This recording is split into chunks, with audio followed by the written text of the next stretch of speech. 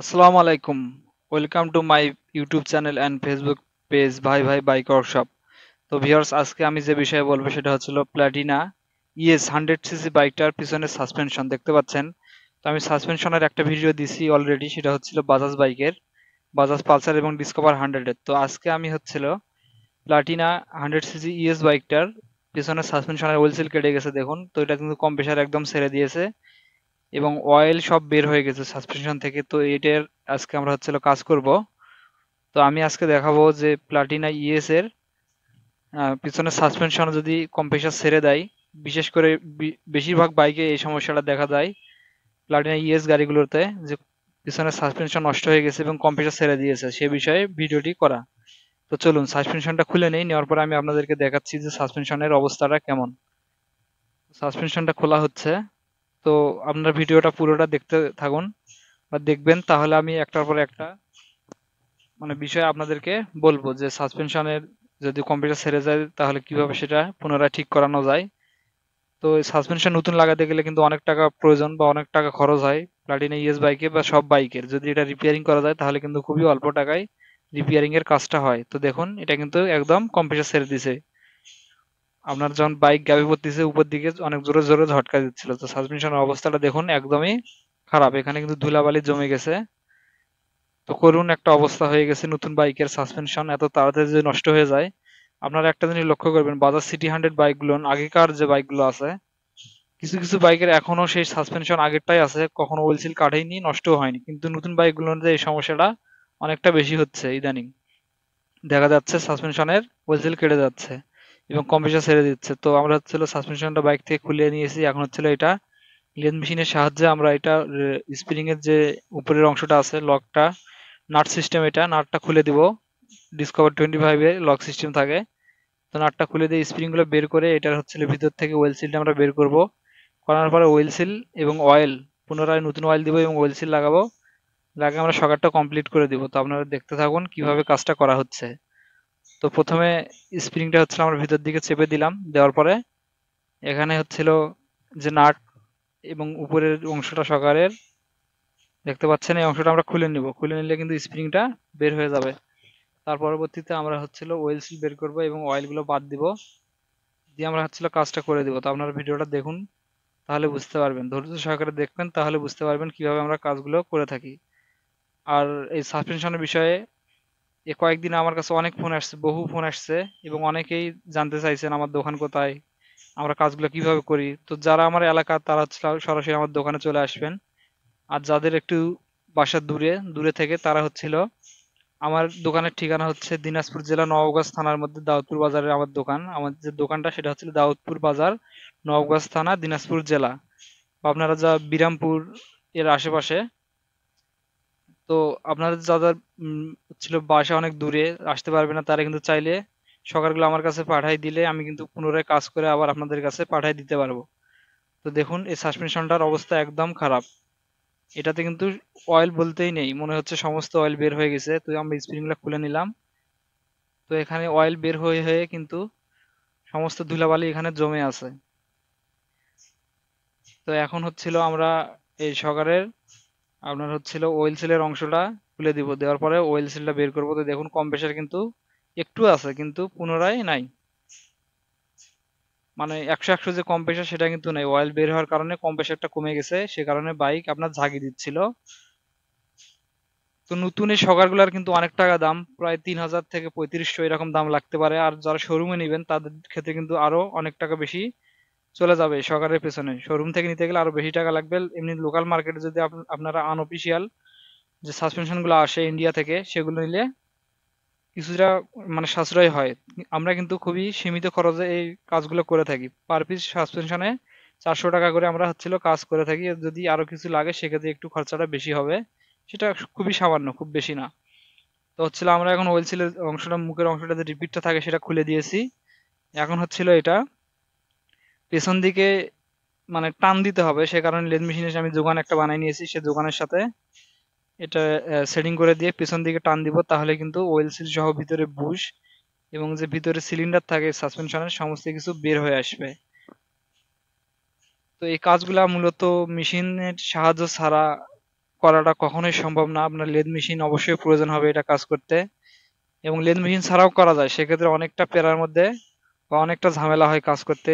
এটার জন্য আলাদা ফুলার বানাতে হবে, অনেক কাহিনী আছে, কিন্তু লেদ মেশিন থাকলে কোনো কিছুই আর করতে হবে না। তো দেখুন কত সহজে আমাদের ওয়েল সিলটা এবং বুশগুলো ভিতর থেকে বের হয়ে আসলো। দেখতে পাচ্ছেন এটা কিন্তু ওয়েল সিলটা ওয়েল সিলটা সবার প্রথমে থাকে, এবং এই যে ভিতরে বুশ এবং সিলিন্ডার সহ এটা কিন্তু বের হয়ে আসছে। তো আমরা এখন হচ্ছে এটা খুলে নিব।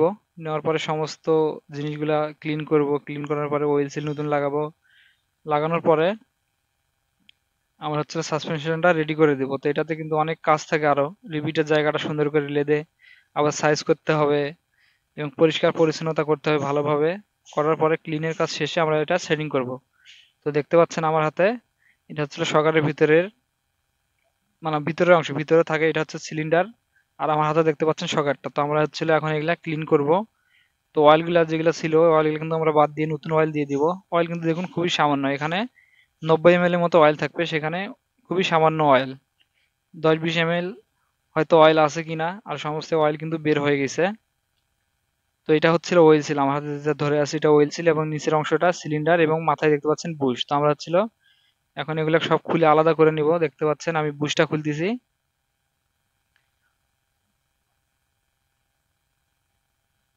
সিলিন্ডার থেকে অয়েলগুলো ফালাই দিলাম। এটা হচ্ছে সিলিন্ডার। আর এই যেটা হচ্ছিল আমরা সাসপেনশনের মূল জিনিস, এটা যদি নষ্ট হয় সে তখনই কিন্তু আপনার বাইকের সাসপেনশনের কম্প্রেসার ছেড়ে দেয়। তো সমস্ত কিছু খুলে নেই। খুলে নেওয়ার পরে আমরা হচ্ছিল এটা সুন্দর করে ক্লিন করব। সমস্ত জিনিসগুলো স্প্রিং সহ, মানে পুরাটা সকারের প্রত্যেকটা পার্ট টু পার্ট সম্পূর্ণ জিনিস সুন্দর করে তেল দিয়ে আমরা ওয়াশ করব। ক্লিন করানোর পরে আবার সেটিং এ চলে যাব। তো আপনারা ভিডিওটা আর বাকি অংশটুকু দেখুন। এর ফাঁকে বলে রাখি, আমার চ্যানেলে যারা নতুন দর্শক হয়ে আসছেন তারা আমার চ্যানেলটা অবশ্যই সাবস্ক্রাইব করে দিবেন। আমি এরকম ভিডিও নিয়মিত আপলোড করে থাকি, সেগুলো অবশ্যই আপনাদের অবশ্যই অবশ্যই হেল্পফুল হবে আশা করি। তো চ্যানেলটা অবশ্যই সাবস্ক্রাইব করবেন। তো এটা হচ্ছিল ওয়েল সিল। ওয়েল সিলটা আমরা হচ্ছিল এটাতে লাগাবো। আর সমস্ত কিছু কিন্তু পরিষ্কার করানো হয়েছে, দেখতে পাচ্ছেন সব ঝকঝকে হয়ে আছে। এখন হচ্ছিল আমরা শেডিং এ চলে যাব, অর্থাৎ শেডিং করব। তো প্রথমে সিলিন্ডারের নিচের বুশটা হচ্ছে শেডিং করে দিব। এটা কিন্তু সবারই নিচে থাকবে, নিচের বুশ। এটাও কিন্তু এই বুশগুলো আসলে একটা হচ্ছিল এর মতো কাজ করে। আপনার লক্ষ্য করবেন টিউব অয়েলের মতো আমরা যে টিউবওয়েল চাপি সেরকম উপরের দিকে দিতে গেলে ইজি ইজি চলে যায়, কিন্তু নিচ দিকে চাপ লাগে, সে কারণে কিন্তু পানি ওঠে। ঠিক এইরকম এটা কিন্তু সিলিন্ডারের উপরের অংশটা অর্থাৎ ব্যারেলটা নিচের দিকে চাপ দিলে এমনি চলে যাবে। আর যখন উপরে টান দিব তখন কিন্তু অনেকটা শক্তি দিয়ে টান দিতে হবে, সে কারণেই যখন সাসপেনশন হচ্ছে ডাবে এবং উপরে ওঠার সময় ঝটকা লাগে না। আর যখন হচ্ছিল আপনার সাসপেনশনের অয়েলগুলো শেষ হয়ে কম্প্রেসারটা ছেড়ে দেয় বা লিক করে, তখন কিন্তু আপনার উপরে নিচের দিকে ডাবার সময় কিন্তু ইজি ডাবে যখন ছেড়ে দিব তখন কিন্তু উপরের দিকে ঢগাস করে শব্দ করে বা ঘটাস ঘটাস করে শব্দ করে, এবং চেন কভার থেকে ধ্যার ধ্যার করে সাউন্ড করে। এই সাউন্ডটা আসে মূলত কম্প্রেসার ছেড়ে দেওয়ার কারণে। তো এখানে অয়েলটা দিয়ে দিলাম, দেখতে পাচ্ছি নতুন অয়েল দেওয়া হচ্ছে। তো আমরা এখানে একটু ভারী অয়েলটা ইউজ করি, যেহেতু পাতলা অয়েলটা দিলে ওয়েল সিল এটা সহজে চেঞ্জ করা করি ঝামেলা, সে কারণে আমরা একটু ভারী অয়েল দেই। সেক্ষেত্রে ওয়েল সিলের জায়গাটাতে লিক করার সম্ভাবনা কম এবং কম্প্রেসারটাও 100-100 থাকে। সে কারণে এখানে আমরা হচ্ছিল সকালের যে অয়েলগুলো সেগুলো ইউজ করি না, আমরা খোলা অয়েল ইউজ করি বা হাইড্রোলিক অয়েল এখানে দিয়ে দিই। বিভিন্ন গ্রেডের হাইড্রোলিক অয়েল পাওয়া যায়, সেই গ্রেড অনুযায়ী আমরা হচ্ছিল এখানে অয়েলটা ইউজ করে থাকি।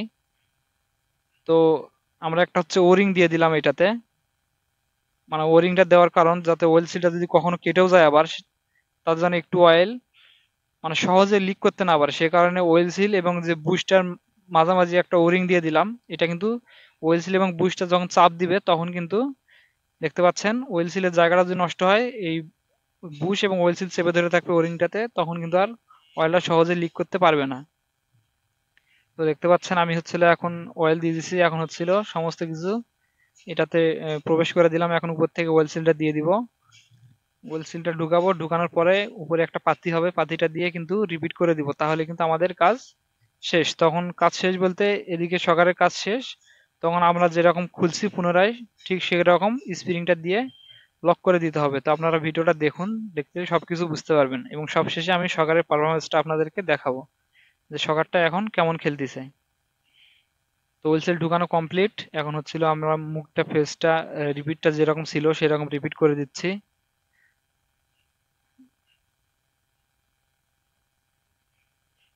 তো ভিডিওটা অনেক ধৈর্য সহকারে দেখবেন, তাহলে বুঝতে পারবেন আমরা কিভাবে কাজগুলো করে থাকি।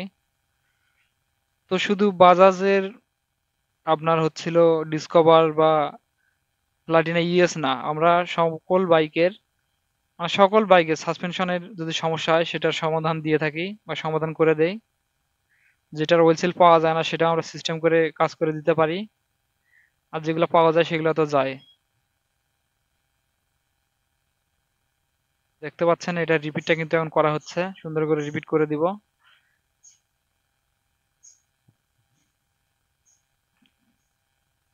তো রিপিট করা কমপ্লিট। এখন হচ্ছিল বাকি যে জিনিসগুলো আছে পাতিগুলা, এখানে একটা রাবারের পাতি হবে আর নিচের পাতিটা হচ্ছিল আপনার লোহার।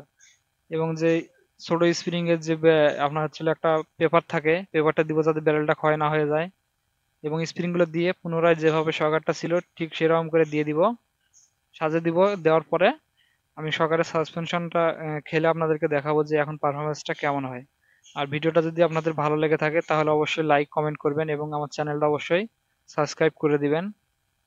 আর কারো কোনো কিছু জানার থাকলে কমেন্ট বক্সে অবশ্যই কমেন্ট করবেন, এবং ভিডিও ডিসক্রিপশন বক্সে আমার ফোন নাম্বার দেওয়া থাকবে, আপনারা চাইলে ওখান থেকে কোনো সমস্যা হলে ফোন করে সমাধান নিতে পারবেন যে কোনো বিষয়ে, বাইক রিলেটিভ যে কোনো সমস্যার কারণে জানতে পারবেন।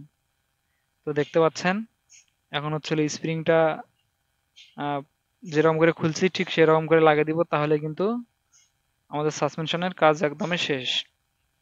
তো আপনারা দেখুন।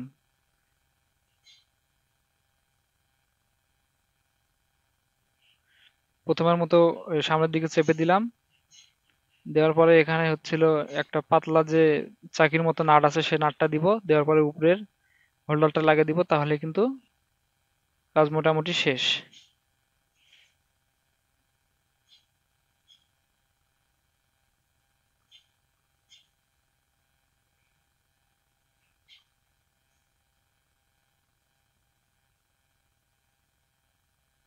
ভিডিওটা দেখে যারা এত দূরে আসলেন অবশ্যই আমার চ্যানেলটা অবশ্যই সাবস্ক্রাইব করে দিবেন। আপনাদের একটি একটি সাবস্ক্রাইব একদিন আমার চ্যানেলে অবশ্যই ভালো কোনো জায়গায় নিয়ে যাবে ইনশাল্লাহ, আশাবাদী আমি। তো এই ছিল আজকের ভিডিওটা। ভিডিও যদি ভালো লাগে তো অবশ্যই আবারও বলবো লাইক কমেন্ট করবেন এবং চ্যানেলটা অবশ্যই সাবস্ক্রাইব করে দিবেন। তো আমাদের কিন্তু সকারের কাজ শেষ। এখন আমি সকারটা আপনাদেরকে খেলে দেখাবো, দেখবেন একদম স্মুথলি খেলবে।